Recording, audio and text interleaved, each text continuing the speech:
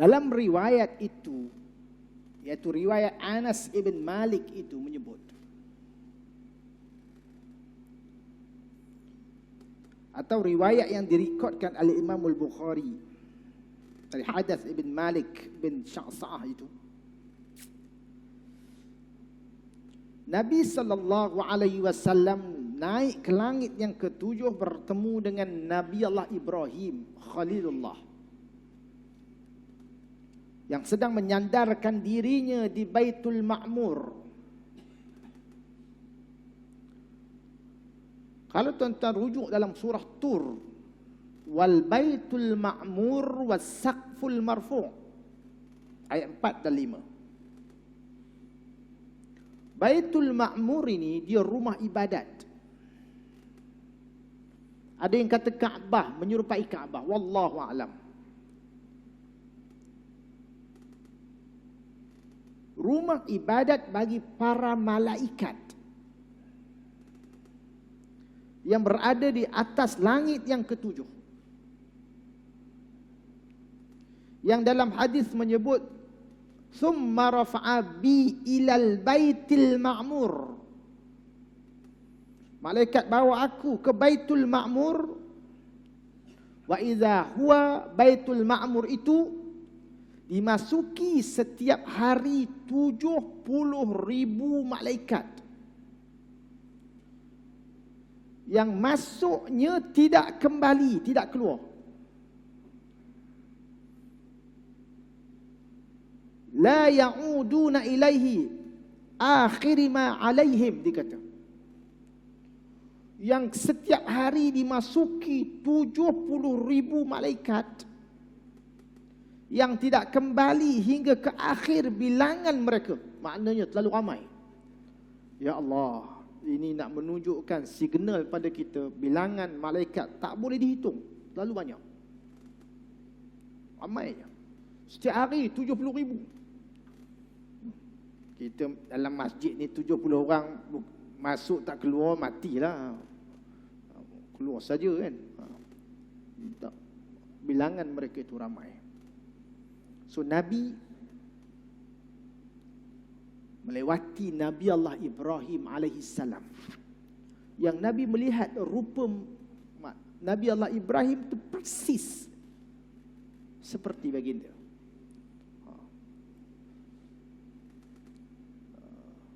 Dan tuan-tuan, lalu baginda pergi ke Sidratul Muntaha, dan di sana Allah mewajibkan salat kepadanya dan kepada umatnya sebanyak 50 kali dalam sehari semalam. Kemudian Nabi naik ke Sidratul Muntaha, tempat yang malaikat tak boleh naik dah. Dan banyak pendefinisian Sidratul Muntaha, terlalu banyak. Cuma anda nak kut sikit je. Sebahagian ahli tafsir menyebut Sidratul Muntaha itu, kata-kata sidrat itu bererti bidara. Sidratul Muntaha artinya bidara yang penghabisan. Bermaksud barangkali batas penghabisan perjalanan, yang di sana terletaknya Jannatul Ma'wa. Atau kita boleh fikir pengkalan, penghabisan Mi'raj Nabi sallallahu alaihi wasallam, atau tempat berakhirnya Jibril mengiringi Nabi. Sebab lepas tu Nabi pergi ke satu lokaliti yang memang tak diketahui melainkan Allah. Dan di situ Nabi menerima pensyariatan sembahyang, yang satu-satunya syariat yang Nabi terima direct tanpa perantara. Yang nak menunjukkan bahawasanya besarnya nilai ibadat itu pada manusia. Dan besarnya nilai itu tidak boleh dan tidak dapat diketahui hanya kepada orang yang tahu nilai. Pemfarduan salat itu disyariatkan di langit yang akan menjadi wasilah yang boleh tinggikan manusia kerana datangnya dari atas. Dia boleh angkat darjat manusia setelah manusia itu dihenyak oleh nafsu dan keseronokan dunia. Oleh kerana kita ini dijadikan daripada elemen bumi dan duduk di tempat yang rendah di bumi, ditambah pula keinginan nafsu kita melampau dan keseronokan yang melampau, sudah barang pasti rendah sifat manusia itu. Maka Allah mensyariatkan salat pada kita untuk hubung talian yang terus, untuk mengangkat darjat manusia itu. Sebab itu tiada nilai orang yang menjadikan puncak ibadat, muqaddimah ibadat salat itu sekadar hanya pelengkap yang bila diperlukan, diperlakukan. Bila tidak perlu, diabaikan. Tuan-tuan yang dirahmati oleh Allah Subhanahu wa ta'ala, sikit nak maklum pada kita. Sikit. Kita ini Allah jadikan manusia ini penuh dengan dugaan. Dan kita terdedah dengan lambakan dosa. Tetapi hikmatullah, Allah menjadikan juga alat penyucinya lebih banyak daripada kotoran yang kita punya. Mana dalilnya? Disebut bahawa fitnatur rajuli fi ahlihi wa malihi wa waladihi wa nafsihi wa jarihi yukaffiruha as-siyamu was-salatu was-sadaqatu wal-amru bil ma'rufi wan-nahyu 'anil munkari. Kesilapan seseorang lelaki, termasuk perempuan, berkaitan keluarga, berkaitan harta, berkaitan anak, berkaitan diri sendiri, berkaitan jirannya, boleh dihapuskan dengan puasa, dengan salat, dengan sedekah, suruh yang ma'ruf, nahi anil munkar. Nak ceritanya, Allah dengan rahmatnya menjadikan kebaikan itu banyak, penghapus noda dan dosa seseorang manusia. Antaranya puasa, antaranya solat. Besarnya kesan daripada ibadat itu untuk manusia. Tuan-tuan yang dirahmati oleh Allah, maka Nabi menerima pensyariatan solat. Ini semua orang tahu. Bulan Rejab ini, bulan kita nak, samping bulan haram untuk kita memperbanyakkan kepelbagaian ibadat kita, kebaikan kita dalam bulan Rejab ini, di samping bulan kita mengingati satu peristiwa agung yang mencetuskan ledakan. Ledakan apa? Ledakan kesedaran kita. Betapa besarnya nilai itu pada diri. Lepas kita seorang yang ada kesedapan dalam solat kita, kita mengharamkan orang yang dalam rumah kita yang tak sembahyang. Anak-anak kita, adik-adik kita, isteri kita, cucu kita. Kerana ledakan kesedaran besarnya nilai ini, takkan sanggup kita membiarkan ada dalam rumah kita orang yang abaikan solat. Ya Allah, ya Tuhanku, Lepas itu bernekatlah, walau apa jua terjadi, kita tak akan benarkan sesiapa yang ada dalam rumah kita itu ialah orang yang tidak mengikat satu perjanjian besar antara dia dengan Allah. Tak boleh. Lepas itu kita berusaha sekerdil-kerdil, senaif-naif kita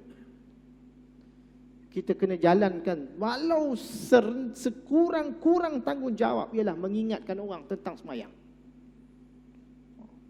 Sekerdil-kerdil kita, senaif-naif kita, ingatkan orang. Waktu tuan-tuan yang dirahmati oleh Allah Subhanahu wa taala. Siapa ke cerita kat ana? Qaryah ini ikut. Ana terlupa dah.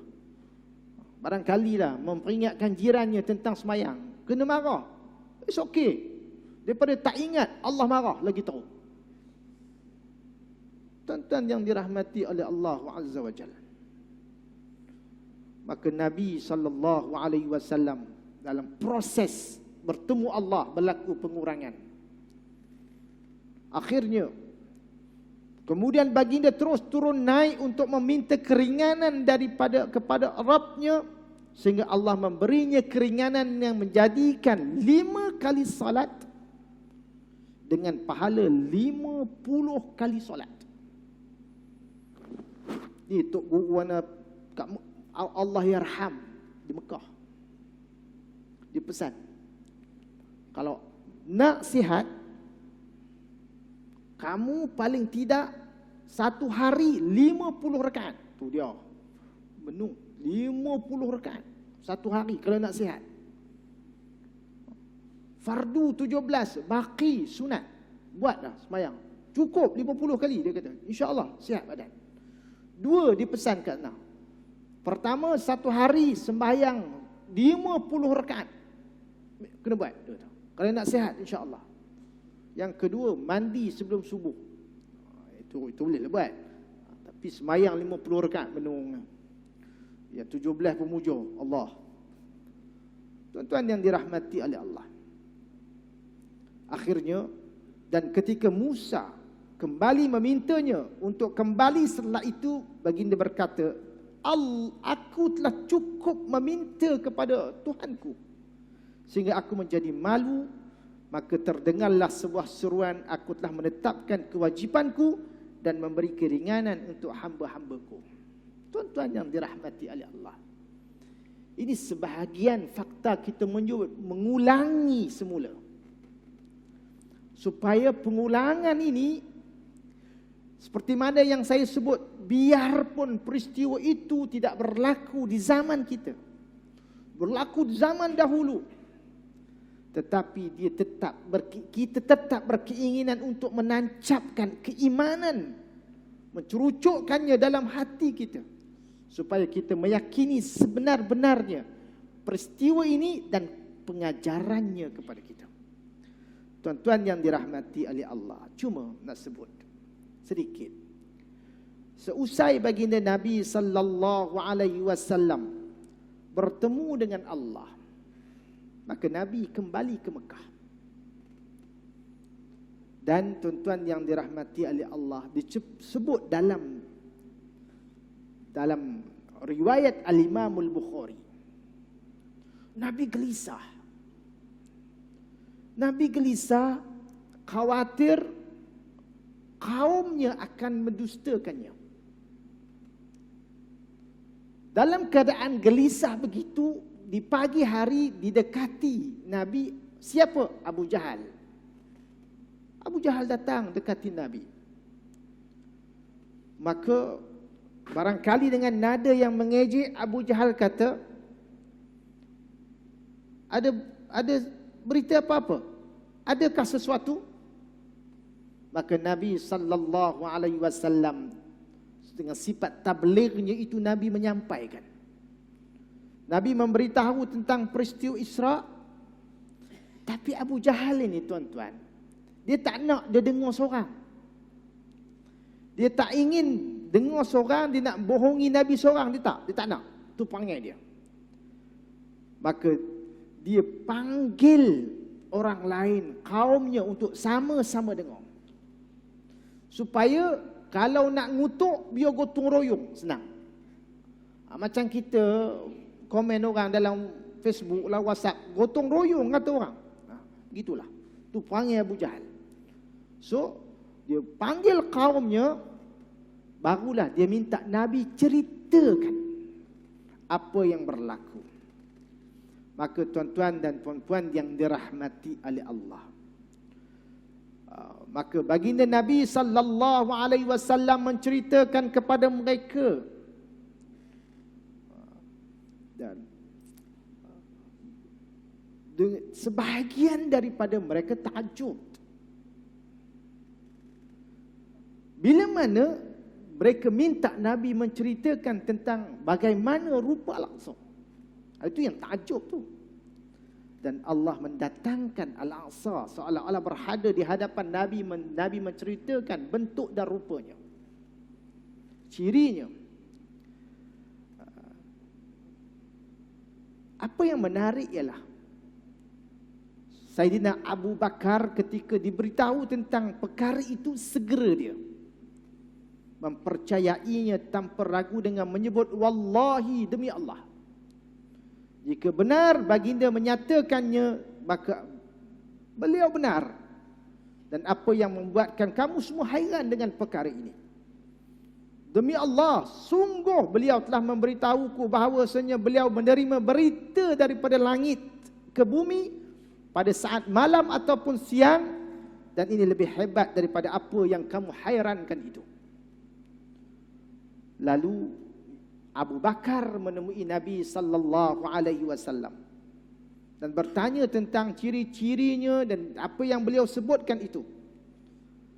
Maka baginda berkata, engkau benar.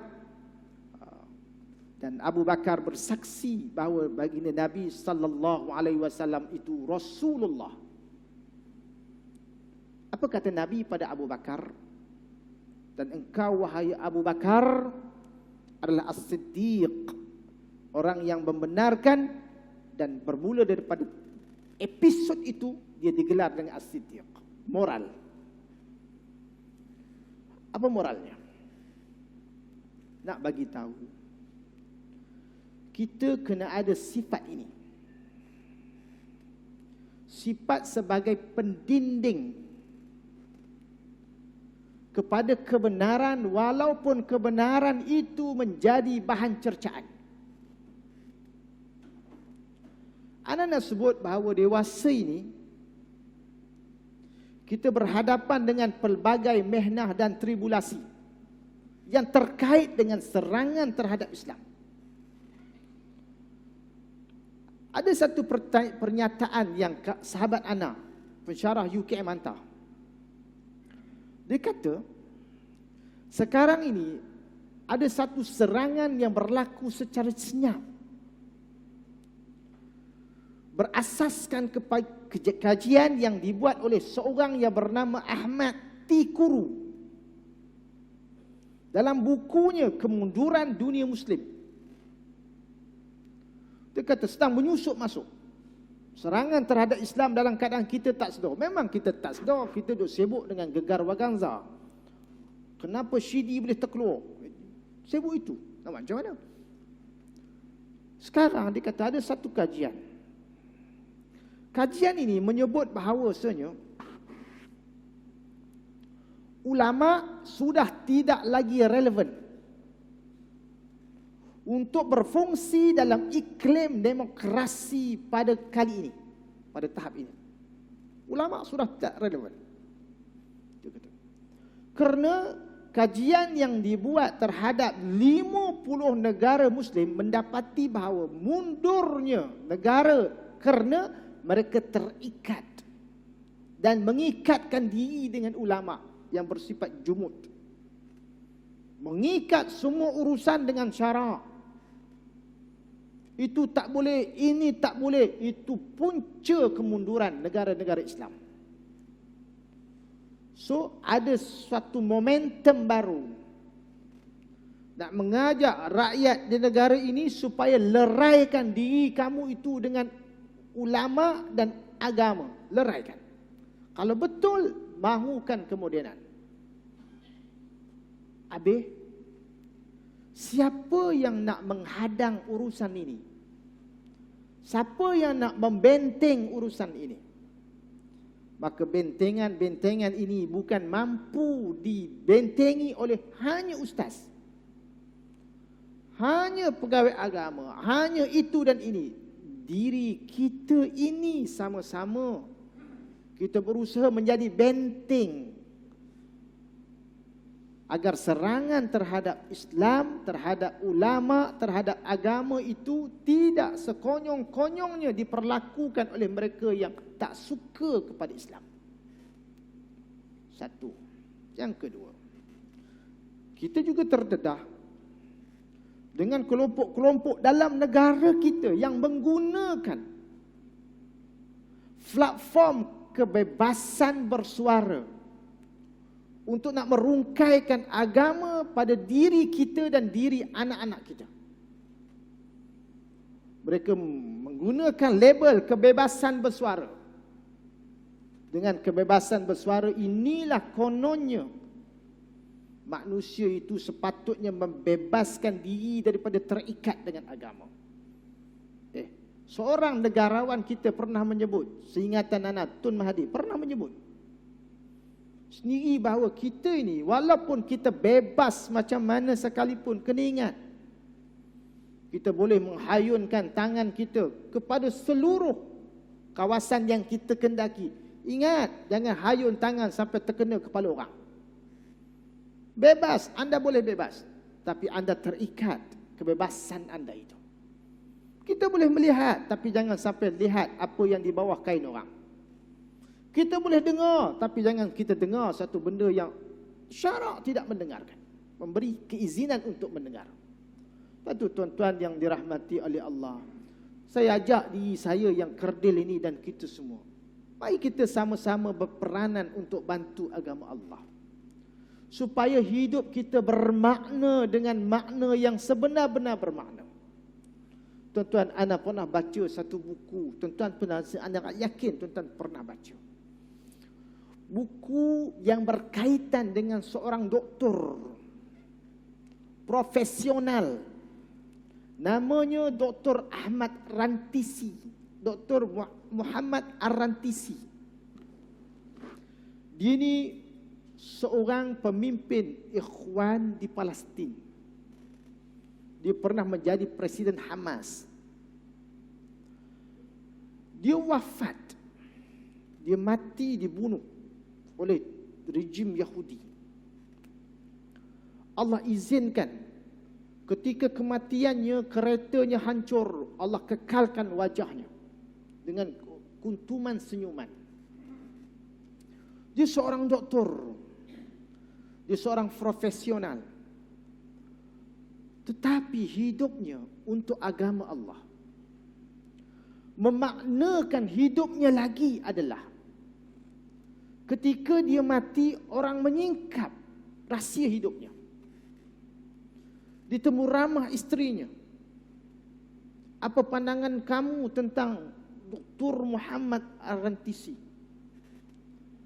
Maka kata isterinya, aku tak pernah punya suami yang sebaik ini. Ditanya kepada isterinya, bila kali terakhir bertemu dengannya? 3 bulan yang lalu. 3 bulan yang lalu. Tak jumpa dah, sudah mati. Itu suami yang terbaik. Ini baru pergi masjid, WhatsApp dah, abang mana? Jam. Tuan-tuan, ditemu ramah anaknya, bagaimana pandanganmu terhadap ayahmu? Tak punya ayah sebaik ini. Dia sendiri menyebut, sekiranya hidupku tidak ada keikhlasan untuk agama, nescaya separuh hidupku sia-sia belaka. Kerana hidupnya ke sana kemari untuk agama Allah, mengajak orang kepada agama. Di atas kereta lebih banyak daripada rumah. Sebab itu dia menyebut, kalau aku tidak ada keikhlasan dalam hidup, nescaya separuh hidupku sia-sia belaka. Ya Allah, ya Tuhanku. Kita melihat peranan mereka membantu agama Allah. Soalan besar, apa peranan kita? Kalau sekadar nak datang masjid pun terpaksa berhempas pulas, maka letaklah tangan di atas dahi, maka rasalah betapa beratnya kita, betapa sukarnya kita, betapa lemahnya kita. Sekadar nak datang subuh pun derita, maka letaklah tangan kita di atas dahi, di mana kita sebenarnya dalam posisi kita terhadap kerja-kerja agama ini. Tuan-tuan dan puan-puan yang dirahmati oleh Allah Subhanahu wa taala. Terakhir, ketika Nabi diperjalankan Allah dengan peristiwa yang agung ini, dengan melihat besarnya, hebatnya ciptaan Allah, dia nak memberitahu kepada kita bahawasanya kuasa Allah, keagungan Allah, kehebatan Allah terlalu besar nak dibandingkan dengan tipu helah manusia di bumi ini. Sebab itu catatan sejarah menyebut bahawasanya tak kala Nabi Allah Musa nak berhadapan dengan seteruk-teruk orang, yakni Fir'aun, apa Allah perlakukan kepada Nabi Allah Musa? Allah katakan kepada Nabi Musa, qala alqiha ya Musa, fa'alqaha fa'idha hiya hayyatun tas'a. Ketika Nabi Allah Musa berhadapan dengan penyihir-penyihir ini, Allah arahkan, lemparkan saja tongkatmu, campakkan tongkatmu. Nabi Musa campak, lalu tongkatnya itu tiba-tiba menjadi ular besar, ngap habis ular-ular kecil. Wah, takjub Nabi Musa dengan kebesaran Allah. Ketakjuban dengan kebesaran Allah sebagai cerucuk kepada iman untuk meyakini bahawa apalah sangat Fir'aun itu tak dibandingkan dengan kekuasaan Allah. Lepas itu lihatlah kita sesama dengan apa yang Allah